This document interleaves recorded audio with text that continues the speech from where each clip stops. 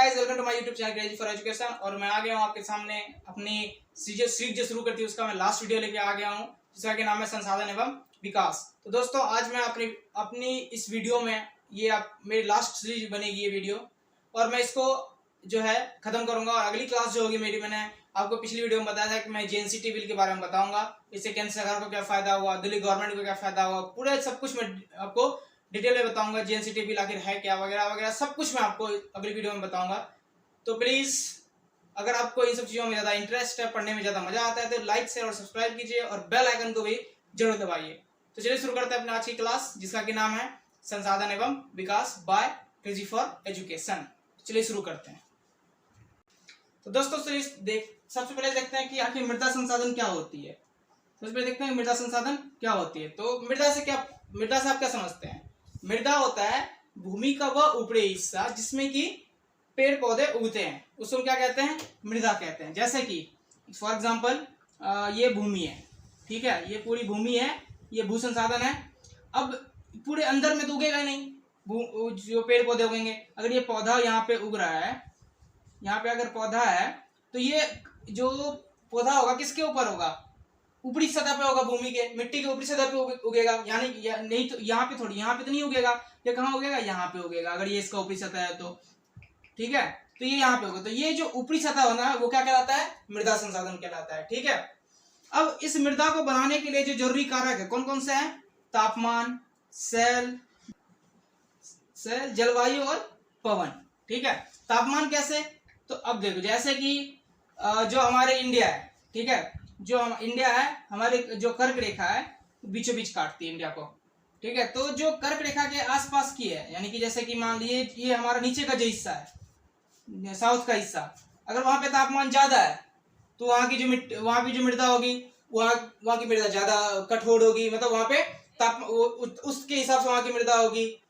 Cell है, cell यानी कि चट्टान, जो हमारा अगर चट्टान है, जिस टाइप का चट्टान होगा उस टाइप की वहां की मृदा होगी। जैसे अगर वहां पे आग्नेय चट्टान है, आग्नेय, अगर यहाँ सेल का नाम आग्नेय सेल है, तो वहां की जो मृदा होगी वो बहुत ज्यादा अच्छी होगी।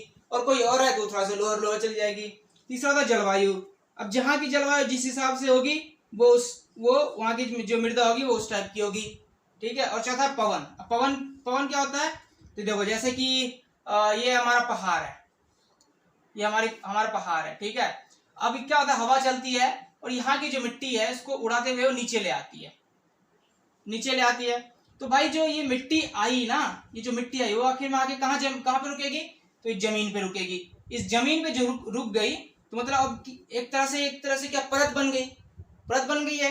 और जब ये परत बन गई तो ये भी तो मृदा ही होगी ना, जब वो ऊपर पे परत बन गई। तो जैसे ये अगर मिट्टी है, ये मिट्टी है, इस पे आके कोई अगर हम ऊपर पे कुछ चीज बस जाता है, यहाँ पे कोई और मिट्टी की परत बन जाती है, तो मतलब क्या होगी? वो एक तरह से मृदा बन गई। अब इसी के ऊपर पेड़ उगेंगे, अब यहाँ की इसके ऊपर, ठीक है।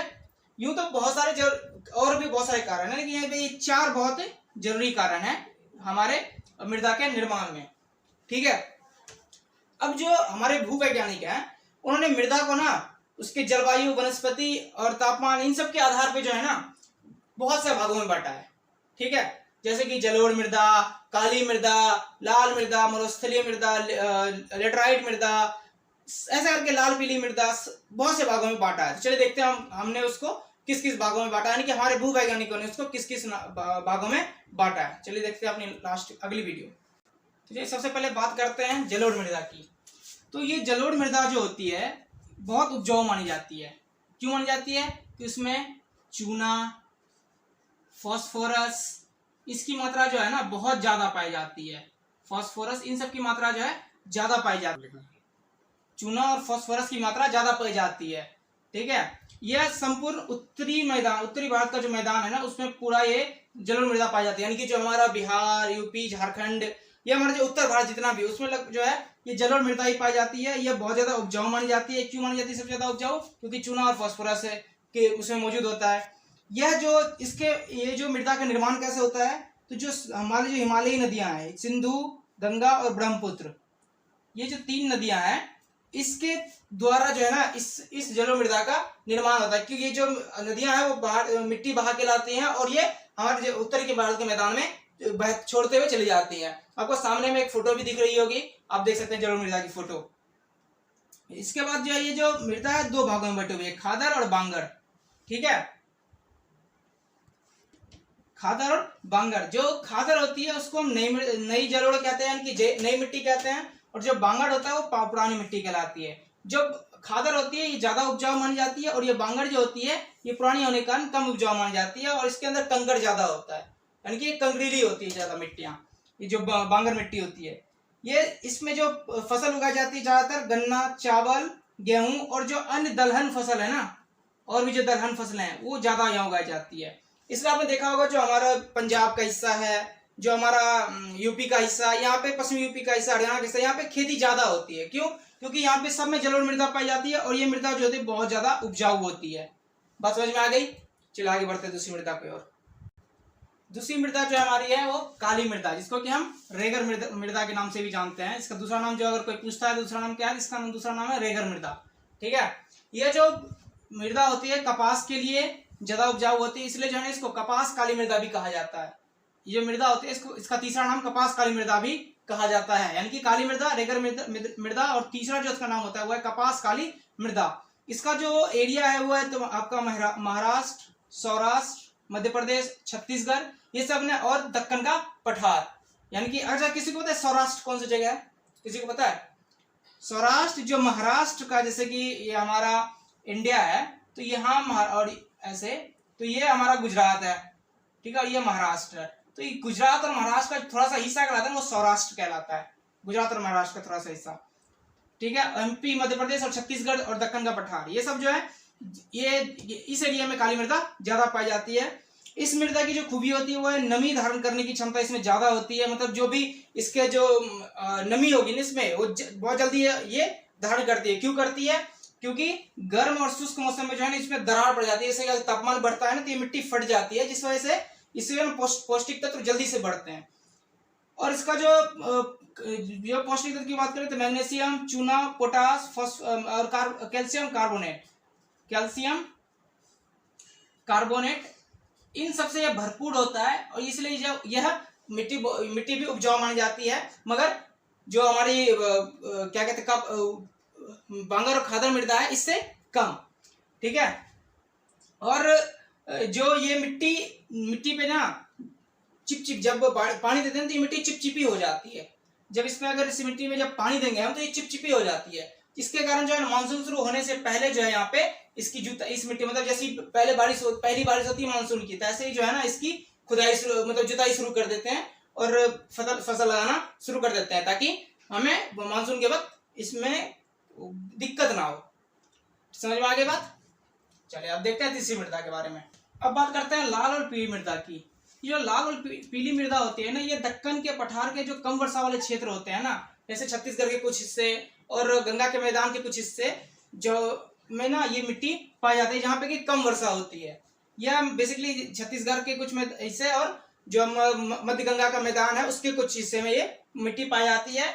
आयरन के कारण जो होती है ना ये मिट्टी लाल होती है, और इसमें जब हम क्या मिलाते हैं, जल, यानी कि पानी मिलाने के बाद जो होती है ना ये मिट्टी पीली हो जाती है। ओके, इस पे ऐसा कुछ खास नहीं है कि हम ऐसा नहीं कि इसमें खेती नहीं कर सकते, इसमें खेती कर सकते हैं, पर इसमें ज्यादा पानी की जरूरत होती है। ज्यादा हर चीज इसमें दोगे तो जाके खेती होगी, लागत बहुत ज्यादा आ जाती है। समझ में आ गई? अब देखते हैं लेटराइट मृदा को। ये लेटराइट मृदा है। ये जो शब्द लेटराइट है ये ग्रीक भाषा के शब्द लेटर से निकला है, जिसका अर्थ होता है ईट। और जैसा कि सबसे लग रहा है ईट, यानी कि ईट पाई जाती होगी, तभी तो इसका नाम रखा लेटराइट। ये जो मृदा होती है ना इसमें पोषक तत्वों की कमी होती है। क्यों कमी होती है? क्योंकि जो ये मिट्टी जो बनती है ना, कैसे बनती है, जहाँ पे बहुत ज्यादा बारिश होती है ना, उस बारिश के लीचिंग के कारण जो होते हैं ये मृदा जन्म होती है। यानी कि उष्णकटिबंधीय क्षेत्र और उपोष्णकटिबंधीय क्षेत्र के साइड जो जितने भी होती है ना मृदाएं होती है वो लेटराइट मृदा कहलाती है, और उस क्षेत्रों में जो होती है ना ज्यादा वर्षा होती है। इसके जो प्रमुख क्षेत्र है वो है महाराष्ट्र, उड़ीसा, पश्चिम बंगाल और यूपी का कुछ हिस्सा, और महाराष्ट्र का भी कुछ हिस्सा में ये मिट्टी पाई जाती है।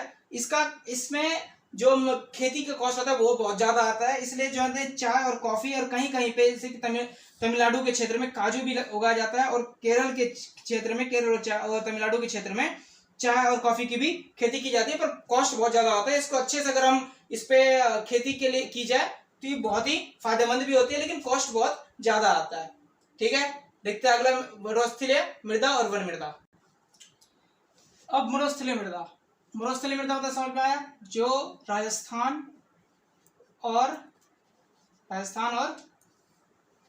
गुजरात का जो क्षेत्र है, कुछ क्षेत्र गुजरात का कुछ क्षेत्र, राजस्थान पूरा, इन सब का जो इन सब में ना ये मरुस्थलीय मृदा पाई जाती है। इसका जो रंग होता है लाल और भूरा होता है, इसका रंग क्या होता है, लाल और भूरा होता है। और इसमें ह्यूमस और नमी कम पाई जाती है। ह्यूमस और नमी क्यों कम पाई जाती है? क्योंकि जो राजस्थान और गुजरात साइड के जो हिस्से हैं उसमें तापमान ज्यादा होता है। अब तापमान अगर ज्यादा होगा तो जो ह्यूमस बनाने वाले बैक्टीरिया होंगे वो तो मर जाएंगे ज्यादा तापमान में, मर जाने से इस वजह से ह्यूमस की मात्रा कम होती है, जिससे कि मिट्टी फर्टिलाइज नहीं हो पाती, वो ज्यादा उपजाऊ नहीं होती है। यहाँ पे जो इसकी मिट्टी के अंदर जो होती है ना, कैल्शियम की मात्रा बढ़ती जाती है लगातार, जिसके कारण जो है चूने का जो कंकर रूपी एक परत बन जाता है। जैसे कि ये अगर मिट्टी है, मरुस्थलीय मिट्टी है, इसके नीचे धीरे धीरे जो है ना कैल्शियम की मात्रा बढ़ती जाती है, इसके कारण जो एक कंकर एक परत बन जाता है चूने का। जैसे चूने का जब परत बन जाता है तो वहाँ इनफिल्ट्रेशन यानी कि पानी का जो फिल्टर नहीं कर पाता वो पानी को, मतलब पूरी तरह से सोख लेता है, उसको जाने नहीं देता अंदर तक। ठीक है, ये मरुस्थलीय मृदा की क्या थी खासियत थी। और मरुस्थलीय मृदा ज्यादातर पाई कहाँ जाती है, राजस्थान और गुजरात साइड में। ठीक है, अब लास्ट मृदा देखते हैं, वन मृदा को। अब ये जो बात करते हैं वन मृदा की, वन मृदा जो होती है कहाँ पे पाई जाती है, पहाड़ी और पर्वतीय क्षेत्रों में पाई जाती है, जहाँ पे की अधिक वर्षा होती है। अधिक वर्षा जहाँ पे होती है वहां पे ये जो वन मृदा पाई जाती है। इसमें ह्यूमस नहीं होता और ज्यादा एसिडिक होती है। भाई अगर एसिडिक ज्यादा होगी तो ह्यूमस कैसे पाए जाएंगे, वैसे भी जो बैक्टीरिया जो ह्यूमस बनाने वाले बैक्टीरिया होंगे वो तो मर जाएंगे वैसे ही। ठीक है, और ये जो जलोढ़ पंखा का क्षेत्र होता है ना, जलोढ़ पंखा वाला क्षेत्र, इसमें जो है ना इस एरिया में ये जो मृदा होती है वो ज्यादा उपजाऊ होती है। मृदा के बारे में समझ में आ गया। अब आगे देखते हैं हम मृदा अपरदन और संरक्षण। मृदा अपरदन का क्या अर्थ होता है और संरक्षण क्या होता है? मृदा अपरदन का अर्थ होता है कि जैसे कि मृदा के कटाव का नाम सुना है, मृदा कटाव या मृदा के उसमें कमी, जो क्या कहते हैं उसको, उपजाऊपन में कमी, उसको हम कहते हैं मृदा अपरदन या मृदा निम्नीकरण। और उसको हम कहते हैं, ये क्यों होता है मृदा का अपरदन? तो पहला कटाव कैसे, तो ये मैंने पिछली वीडियो में बताया था कटाव कैसे। अगर आपको देखनी है तो मेरी पिछली वीडियो देखिएगा, मैं उसका लिंक डिस्क्रिप्शन में डाल दूंगा। कटाव कैसे, तो जैसे कि अब ये धरती है, ठीक है, ये जमीन है और यहाँ से गंगा नदी बह रही है या कोसी नदी बह, कोई भी नदी बह रही है। अब ये जमीन क्या करती है, नदी यहाँ के इसको धक्का मारती है, यहाँ से नीचे से इसको धक्का मारती है। अब अगर नीचे से धक्का मारती है तो क्या होगा, जब ये अगर ये हमारा बोर्ड है, ये हमारा बोर्ड मान लो जमीन है, ठीक है, ये बोर्ड जमीन है और ये आ रही है, यहाँ से नदी आ रही है और ये नदी क्या करेगी, इसके अंदर से धक्का मारेगी, इसको अंदर से धक्का मारेगी तो अंदर का जो हिस्सा है वो टूटेगा। तो जब बेस ही नहीं बचेगा तो ऊपर का कैसे बचेगा, वो भी रह जाएगा। इसको हम कटाव कहते हैं। ठीक है, इसके बचाव का संरक्षण के भी उपाय मैं बताऊंगा अभी। दूसरा होता है पेड़ का कटाव, पेड़ को काटना, पेड़ कटाव। अब भाई जब जो पेड़ होते हैं ना वो क्या करते हैं, मिट्टी को ना पकड़े रहते हैं, मिट्टी को ना जड़ से पकड़े रहते हैं, ये पेड़ होते हैं। मगर जब हम इसको काट देंगे तो मिट्टी को पकड़ ही नहीं पाएगा, जिससे कि मृदा अपरदन होगा। तीसरा होगा अधिक फर्टिलाइजर का यूज, तो आपको पता ही है कैसे होता है अधिक फर्टिलाइजर का यूज। चौथा होता है चारागाहों की कमी, चारागाह भूमि की कमी, मतलब अत्यधिक चारण करना। मतलब जैसे क्या करते हैं हम अपने पशुओं को जो है ना छोड़ देते हैं एक जमीन पे, उसको खूब खाओ, जितना खाना है खाओ। तो उससे क्या होता है ना कि जमीन के अंदर जो है ना थोड़ा सा हवा जाती है, पर जो होता है ना उसका जो घास होते हैं जमीन की, वो उसको थोड़ा ह्यूमस बनाने में मदद करती है। लेकिन हम यहाँ पे पशुओं से चढ़वा के उसको खत्म कर रहे हैं धीरे धीरे, जिसके कारण जो है इसका कटाव हो रहा है, जिसके कारण यह अपरदन हो रहा है। अब संरक्षण के उपाय क्या है, तो पहला है पेड़ लगाओ, अभी मैंने बता ही दिया। दूसरा है फर्टिलाइजर का कम इस्तेमाल, ठीक है। तीसरा है चारागाहों में कमी करना, ठीक है। वन कटाव को रोकना, वनों के कटाव को रोकना, ठीक है। इंडस्ट्रियलाइजेशन को, अर्बनाइजेशन को रोकना, यानी कि शहरीकरण को भी रोकना। तो दोस्तों ये थी आज की पूरी वीडियो। होप करता हूं कि आपको वीडियो पसंद आई है। अगर आपको पसंद आए तो लाइक शेयर और सब्सक्राइब करें और बेल आइकन को भी जरूर दबाएं। And stay home stay safe. जय हिंद। देखिए, एक तो बेसिक ट्रिक है, एक तो लाइक और शेयर ठोक दीजिए, महाकाल का दबा के लाइक और शेयर ठोक दीजिए। पूरा साल मेहनत करता हूं आपके लिए बेटा, ऐसा नहीं चलेगा, ऐसा नहीं चलेगा।